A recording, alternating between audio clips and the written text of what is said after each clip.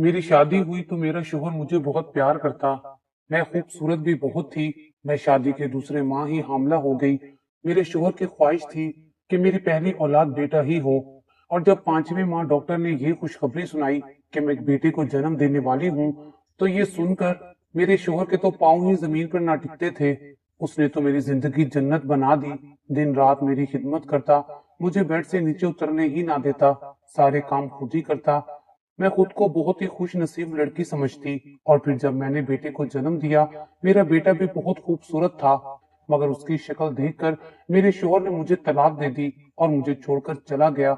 मैं बहुत रोई, मगर किसी ने तलाक की वजह ना बताई। बिलाकर लेडी डॉक्टर मेरी माँ को अपने कमरे में ले गई और एक ऐसी बात बताई जिसे सुनकर सबके सर पर आसमान टूट पड़ा, क्योंकि वो बच्चा तो मेरा नाम तबस्सुम है और मेरी उम्र इस वक्त 25 साल है। मेरा ताल्लुक लाहौर के करीबी इलाके शादरा से है। मैं बहुत खूबसूरत थी, इसलिए सब लोग मुझे प्यार से रानी बुलाते हैं। मेरी जिंदगी में अब तक बड़े उतार चढ़ाव आ चुके हैं। मैं छोटी सी थी जब से मैंने अपनी माँ को सारा दिन नौकरानियों की तरह काम करते देखा, और रात को जब वो सोने के लिए लेटती तो उसका बदन टूट रहा होता था। माँ कभी कभी तो इतना जोर जोर से रो पड़ती थी कि मैं खुद को बेबस महसूस करने लगती। मैंने अपने पूरे बचपन में माँ या बाप का प्यार नहीं देखा था, बल्कि सारा बचपन महरूमियों में कटा था। मैं अगर ये कहूँ कि किसी को हमारी परवरिश करने का मौका ही नहीं मिला था, तो ये भी गलत नहीं होगा। अम्मा को फूफियां और दादी कभी भी एक लम्हा फुर्सत का नहीं देती थी, और जब भी कभी वो अम्मा को दिन में कहीं बैठा देख लेती तो फौरन से कोई ना कोई काम पकड़ा देती थी। और अब्बा, वो जब भी घर आते थे इतने थके होते थे कि फौरन खाना खाकर सो जाते। जिस दिन अब्बा घर जल्दी आ जाते थे, उस दिन दादी की तबीयत खराब हो जाती थी, और ऐसी तबीयत खराब होती थी कि वो बस अब्बा से अपनी टांगे दबाती ही रहती थी।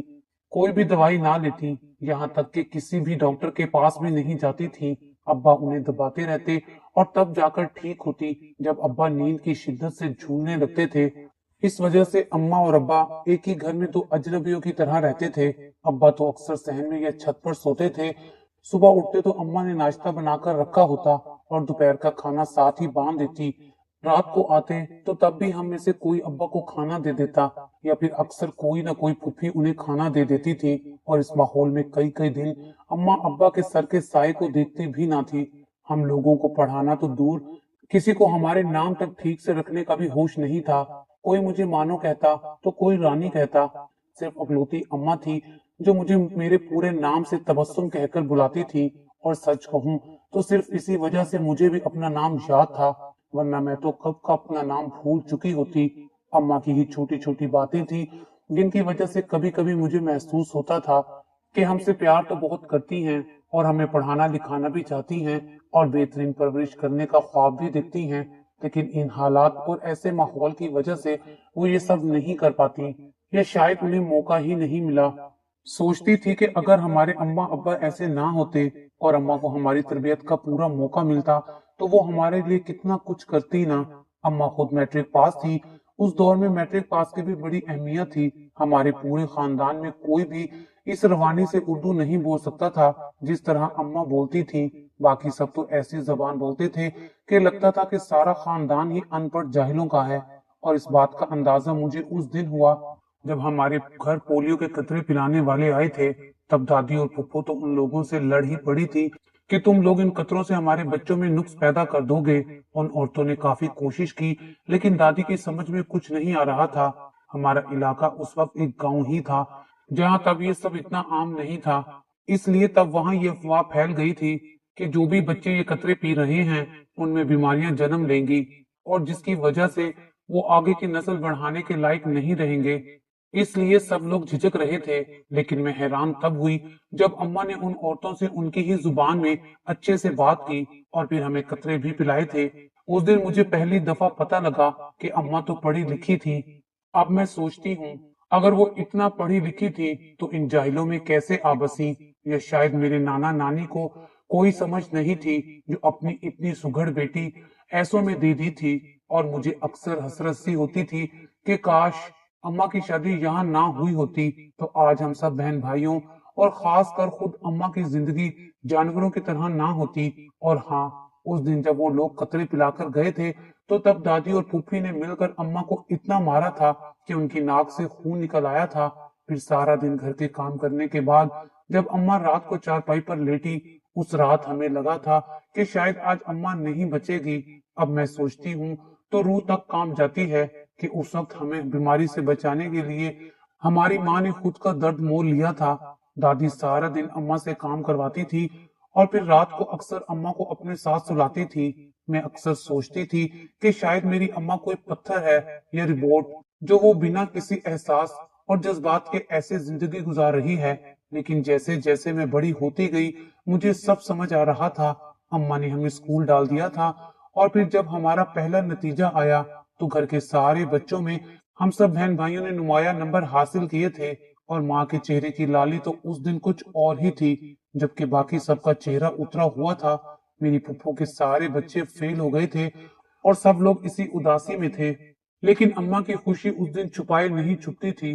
तब शायद जज्बात हावी हो गए थे या फिर ना जाने क्या था कि अम्मा ने अब्बा के आते ही उनके आगे हमारे रिजल्ट कार्ड रख दिए। अब्बा पहले तो एकदम हैरान हुए थे क्योंकि आज तक कभी ऐसा नहीं हुआ था कि अम्मा उनके आने पर ऐसे खुश हुई हों। और फिर जब अब्बा ने नतीजा देखा तो अब्बा भी बहुत खुश हुए और हम सबको इनाम भी दिया। तब दादी को इस बात का पता नहीं लगा था, लेकिन शाम में जब इल्म हुआ तो दादी तो गुस्से से लाल पीली हो गई थी और कहा कि मेरी बेटी के बच्चों की नाकामी का जश्न मना रही है। तब तक रात आधी गुजर चुकी थी और दादी और फूफो कमरे में आए। अम्मा बिस्तर पर पड़ी थी क्योंकि उन दिनों अम्मा उम्मीद से थी और उनके आखिरी के दिन चल रहे थे। दादी ने बिना किसी लिहाज किए अम्मा को बालों से पकड़ा था और चारपाई से उठाया था। उसके बाद मुझे याद नहीं कि माँ के जिस्म का कोई भी ऐसा हिस्सा था जो बचा था जहां जख्म ना हो। हाँ, इतना याद है कि जब दादी थक गई थी तो अब्बा अंदर आए थे और फिर अम्मा को इस हालत में देखकर पहली दफा हॉस्पिटल ले गए। और फिर हमारे घर एक छोटा सा जनाजा आया था। उस जनाजे पर कोई भी रोने वाला नहीं था, बल्कि हम बच्चों के लिए तो वो खास दिन था क्योंकि खाना अम्मा ने नहीं बनाया था। अम्मा उस दिन बिस्तर पर थी और ये हमारे लिए कुछ अनोखी चीज थी। इसी तरह हम लोग बड़े होते गए थे और दादी की शिकायतें अम्मा से बढ़ती चली गई। अम्मा अब उनकी खिदमत पहले से भी ज्यादा करती थी। मैं अक्सर अम्मा से कहती थी, अम्मा आपको इन लोगों की इतनी खिदमतें करने की अब क्या जरूरत है? आपकी औलाद अब जवान हो गई है, अब ये काम मैं कर लिया करूंगी। तब अम्मा हंसकर जवाब देती, बेटा वो तो तुम लोगों का बचपन था। तब दादी सिर्फ अपना बदला और गुस्सा मुझ अकेली पर निकालती थी। मैं तो सह लेती थी, लेकिन अब तुम लोग बड़े हो गए हो, कोई भी बात होगी तो उसका सीधा इल्जाम तुम लोगों पर आएगा। तुम्हारा मुस्तकबिल तबाह हो जाएगा और मैं ये नहीं चाहती। इसलिए मैं उन्हें ज्यादा से ज्यादा खुश करने की कोशिश करती हूँ ताकि उनका ध्यान तुम लोगों पे जाए ही ना। अम्मा की इतनी दूर अंदेशी और समझदारी पर मैं उन्हें दाद दिए बगैर नहीं रह सकी थी। आखिर वो माँ थी ना, वो सब कुछ देख लेती थी। और फिर अम्मा की जिंदगी में मजीद एक और चीज का इजाफा हुआ था, लेकिन वो कोई आजमाइश नहीं थी, एक अजाब था जिसने हमारे लिए इस जमीन को मजीद तंग कर दिया। दादी माँ से खुश नहीं थी क्योंकि उन्हें ये गम भी था कि अम्मा ने 3 बेटियां पैदा की और बेटा सिर्फ एक ही। इसीलिए वो अब्बा को कहती थी, तू दूसरी शादी कर ले, देखना उसमें से तेरा बेटा ही होगा। कल को कोई हमारा नाम लेने वाला तो होना चाहिए ना। और फिर पता नहीं क्या हुआ, एक दिन अब्बा घर आए तो वो अकेले नहीं थे, उनके साथ एक लाल जोड़े में सजी संवरी औरत खड़ी थी। हम सब लोग हैरान रह गए थे। दादी ने गुस्से से फौरन आगे की तरफ कदम बढ़ाए और कहा, ये कौन है? मैंने पहली दफा दादी को ऐसे अब्बा से सवाल करते देखा था और कहीं ना कहीं मुझे खुशी भी हुई थी क्योंकि अम्मा तो कुछ भी नहीं कहने वाली थी, अपनी अना के लिए ही सही। दादी अम्मा के हक में तो बोलेगी। तभी बाबा ने कहा, अरे अम्मा आप ही तो हर वक्त कहती रहती थी, अदनान बेटा दूसरी बीवी ले आओ, पहली वाली इस लायक नहीं है कि तुम उसे अपनी बीवी बनाकर रखो, इसलिए मैं आपके कहने के मुताबिक अब दूसरी ले आया हूँ। ये आपकी बहू है और पहली वाले से कई गुना बेहतर है। आप देखना, ये आपको खुश कर देगी और इस घर का नसीब अपने मुबारक पैरों की बदौलत बदल कर रख देगी। बाबा का ये कहना था कि दादी तो फौरन मोम हो गई और उन्हें प्यार करने लगी। अरे देखो तो जरा, मेरा बेटा कितना फर्मा बरदार है। एक बार कहा कि दूसरी ले आओ और देखो जैसे ही कोई अच्छी मिली ले भी आया है। ये कहते हुए दादी ने आगे बढ़कर उस लाल जोड़े वाली का माथा चूम लिया और मैं दिल में सोच रही थी कि अभी तो शुरुआत है, ये आ तो गई है लेकिन जल्द ही इन्हें पता लग जाएगा, क्योंकि दादी तो एक दिन में इन्हें सीधा कर देगी। लेकिन फिर वो नहीं हुआ था जो मैंने सोचा था। नगीन नामी उस औरत ने दादी को तिगनी का नाच नचा दिया था और ना जाने अब्बा पर क्या जादू किया था कि अब्बा तो उसके जुल्फों के असीर ही हो गए थे। और दादी का जाहो जलाल नगीन के आने के बाद जैसे मांद पड़ गया था। जैसे अब्बा ने कहा था कि वो इस घर का नक्शा बदल देगी, बिल्कुल वैसा ही हुआ था। उसने सच में यहाँ के रीतो रिवाज बदल दिए थे। दादी ने उसे पहले महीने ही कह दिया, बहू अब तक तुम उम्मीद से नहीं हुई। तो वो बोली, अम्मा जी ये तो मेरी और अदनान की मर्जी है, वैसे भी अभी मुझे बच्चा नहीं चाहिए। दादी जब उसे इस बदतमीजी पर मारने के लिए आगे बढ़ी थी तो दूसरे ही पल वो उनका हाथ पकड़कर उन्हें दूर गिरा चुकी थी और वाजे कर दिया था, खबरदार अगर मुझे हाथ भी लगाने की कोशिश की तो मुंह तोड़ जवाब दूंगी। उस रात अम्मा दादी की टांगे दबाती रही थी और उनके आंसू साफ करती रही। और ऊपर से सोने पे सुहागा ये हुआ कि अब्बा के आते ही दादी ने बताया कि तुम्हारी दूसरी बीवी ने ये हरकत की है। तो अब्बा बेनियाजी से बोले, अम्मा आपको उस पर हाथ उठाने की जरूरत ही क्या थी। अम्मा अब जमाना बदल गया है और औलाद तो हमारी ही मर्जी है ना। आप आइंदा से कभी उसे हाथ नहीं लगाएंगी और ना ही कोई सख्ती करेंगी। दादी तो सारी रात अब्बा को कोसती रही कि देखो कैसा इंसान है, इस उम्र में आकर एक नौजवान लड़की का आशिक बन बैठा है और उसकी खातिर अपनी जन्नत गवा रहा है। लेकिन मुझे दिल ही दिल में बहुत खुशी हो रही थी, क्योंकि मैं अपनी माँ को अब तक बहुत तरसता हुआ देख चुकी थी और अब मुझे नगीन अच्छी लगने लगी थी। सब मोहल्ले वाले और घर वाले कहते थे कि वो गंदी जगह से आई है और बुरी औरत है, लेकिन मुझे वो अच्छी लगती थी और कोई उसके खिलाफ कुछ कहता तो मैं दिल ही दिल में उसके खिलाफ हो जाती। मैं चाहती थी कि नगीन दादी को उनके किए की सजा अच्छे से दे ताकि सबके लिए नसीहत हो। लेकिन उनके खिलाफ फूफो ने भी बहुत कुछ करने की कोशिश की थी। एक दिन फूफो का देवर घर आ गया, वो नगीन के पास गया और उनसे बातें बिगाड़ने लगा। मैं ये मंजर दूर से देख रही थी कि अब क्या होगा। तभी फुप्पो के देवर ने उनका हाथ पकड़ लिया था और फिर अपनी खबीज सी हंसी से उसे कुछ कह रहा था और उसके करीब होने लगा था। मैं आंखें फाड़े सब कुछ देख रही थी और तभी एक पटाखे की आवाज आई। नगीन ने पास पड़ी ईंट उठाकर उसे दे मारी थी। सब लोग इकट्ठे हो गए, अब्बा भी आ गए थे। तब फुप्पो के देवर ने कहा, ओए इसने मुझे खुद बुलाया था और खुद ही हमला भी कर दिया। अब्बा भी थोड़ा सा कश्मकश का शिकार हुए थे और मैं तभी बोल पड़ी थी, अब्बा ये झूठ बोल रहा है, मैंने सारा मंजर खुद देखा था, इसने बदतमीजी की है। मेरी गवाही की देर थी कि अब्बा ने उसे मारना शुरू कर दिया और घर से निकाल दिया। उस दिन के बाद फुफ्फो का आना भी बंद हो गया। दूसरी माँ ने 6 माह में ही हमारे घर के हालात बदल कर रख दिए थे। अब दादी बिल्कुल अम्मी के रहमो करम पर थी और उनकी कदर करने लगी थी। वो अक्सर अम्मी से माफी मांगते पाई जाती थी तो मुझे हंसी आती थी। उन्हीं दिनों एक और शोशा उठा और वो था मेरी शादी का। इससे पहले कि कोई भी रिश्ता देखा जाता, अब्बा ने पहले ही सबको मना कर दिया था, इसका रिश्ता कोई भी नहीं देखेगा, मैं अपनी मर्जी से इसका और इसकी बाकी बहनों का ब्याह करूंगा। अम्मा की तो पहले भी कोई औकात नहीं थी। साफ बात थी कि अब्बा ये बात दादी को सुना रहे थे और फिर अब्बा ने मेरे लिए रिश्ता ढूंढ ही लिया। वो नगीन का भाई था और काफी खूब रूह भी था। जब अम्मा को पता लगा तो उन्होंने अब्बा से कहा, देखिए ये रिश्ता ठीक नहीं है। ये पहली दफा था कि वो अब्बा के सामने बोली थी। दादी ने भी कहा कि बीवी के भाई के साथ रिश्ता नहीं हो सकता, लेकिन अब्बा की आंखों पर उस वक्त नगीन की पट्टी बंधी हुई थी कि उन्हें कुछ भी नजर नहीं आ रहा था। उन्होंने बस इतना कहा कि नगीन उसकी सकी माँ नहीं है, इसलिए उसके भाई से निकाह हो सकता है। मैंने मौलवी साहब से पूछा है, अब्बा ने तो मुझसे मेरी रजामंदी तक नहीं पूछी थी। उन्होंने ऐसा रवैया अगर अम्मा के मामले में दिखाया होता तो शायद आज हालात कुछ और ही होते, मगर खैर देर आए दुरुस्त आए।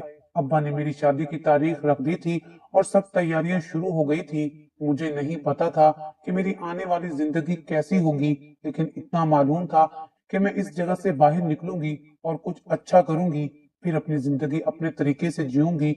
ऐसे ही दिन गुजरते गए और फिर एक रात में जाहिद की दुल्हन बनकर रुखसत हो गई। ये जगह बिल्कुल अलग थी और ये माहौल भी बिल्कुल अलग था। मैं जिस कमरे में रहने की आदी थी वो ऐसी नहीं थी। वो तो कोई पागल खाना था जहां मैं अब तक रहती आई थी, लेकिन जब मैं यहाँ आई थी ऐसे लगता था कि ये कोई जन्नत है जहां मुझ जैसी गुनहगार को डाल दिया है। सर पर न सास थी और न किसी बड़े खानदान का झमेला। एक नंद, वो भी मेरी सुतेली माँ थी, और वो यहाँ कम ही आती थी। मुझे नहीं पता था कि जाहिद क्या काम करता है। वो अक्सर रात को देर से घर आता था, लेकिन मैं पूछ ही ना पाती, क्योंकि मेरे जहन में अपना बचपन आज भी गर्दिश करता था। अगर जाहिद भी अब्बा जैसा हुआ फिर क्या होगा, लेकिन ऐसा नहीं था। वो बहुत अच्छा था, मुझसे बहुत मोहब्बत करता था। उसने मुझे हाथ का छाला बनाकर रखा हुआ था। अक्सर मुझे कहता कि दुआ करो हमारी पहली औलाद बेटा हो जाए। अगर तुमने मुझे बेटे की खुशखबरी दी तो मैं सारी दुनिया की खुशियां तुम्हारे कदमों में लाकर रख दूंगा। मैं उसकी मोहब्बत देखकर बहुत खुश होती, और फिर जब खानदान वाले मुझे देखते तो रश करते थे। मैं अब भी कभी उनसे बात नहीं करती थी, लेकिन मेरे दिल में उसकी इज्जत पड़ गई थी। उन्हीं दिनों मुझे पता लगा कि मैं उम्मीद से थी, और जब 5वें माह पता चला कि मैं बेटे को जन्म देने वाली हूँ, तब जाहिद की खुशी देखने वाली थी। मैं तो जैसे 7वें आसमान पर थी। जाहिद बहुत अच्छा था। वो मुझे एक कदम भी जमीन पर नहीं रखने देता था। वो मेरे लिए एक अलग काम करने वाली भी रख चुका था। मुझे किसी भी चीज की जरूरत होती तो वो फौरन हाजिर हो जाती थी। मुझे कभी इस तरह की मोहब्बत नहीं मिली थी, बल्कि इस तरह की तो दूर मुझे मोहब्बत मिली ही नहीं थी। इसलिए कभी कभी ये सब देखकर मेरी आंखों में आंसू आ जाते, और मैं सोचती जाहिद ने सच में मेरी जिंदगी जन्नत बना दी है। इस तरह कुछ वक्त गुजर गया, और एक दिन मैं घर पर अकेली थी। जाहिद काम करने गए हुए थे।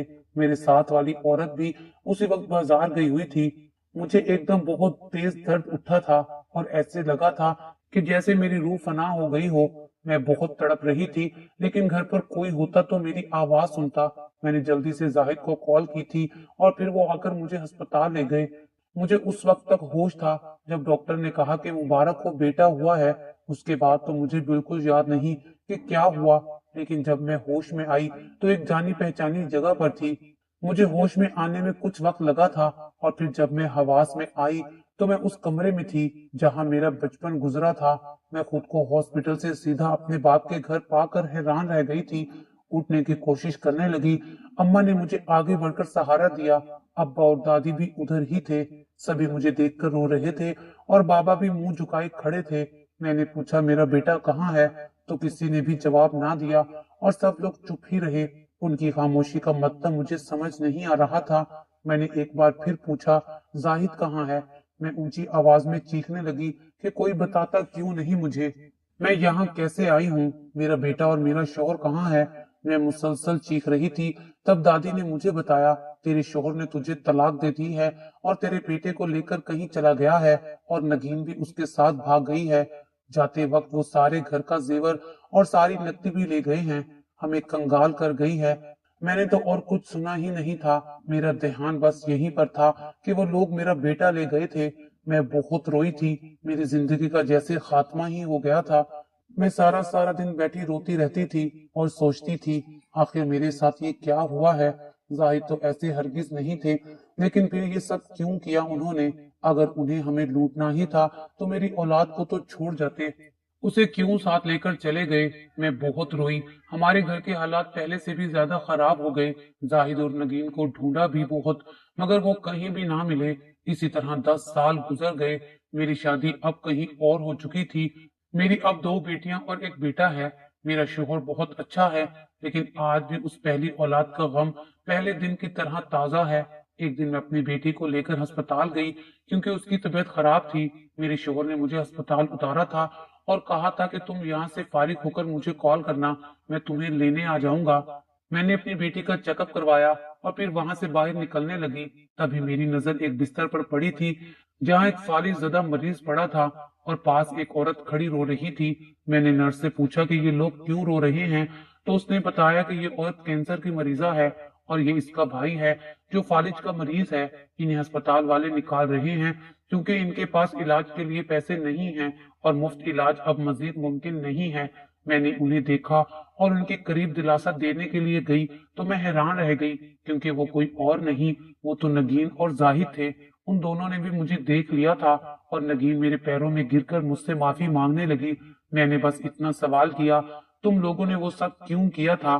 तब नगीन ने बताया हमारा तो काम ही यही था कि हम लोगों के घर में जाते और ऐसे ही किसी की बेटी की शादी जाहिद से करवाते थे। फिर जब पहली औलाद हो जाती तो हम दोनों उनसे रिश्ता खत्म कर देते और बच्चे को लेकर गायब हो जाते, और फिर वो बच्चा बेचकर लाखों रुपए कमा लेते थे और मैं सारा जेवर और नकदी चुरा लेती थी। तुम हमारा चौथा शिकार थे।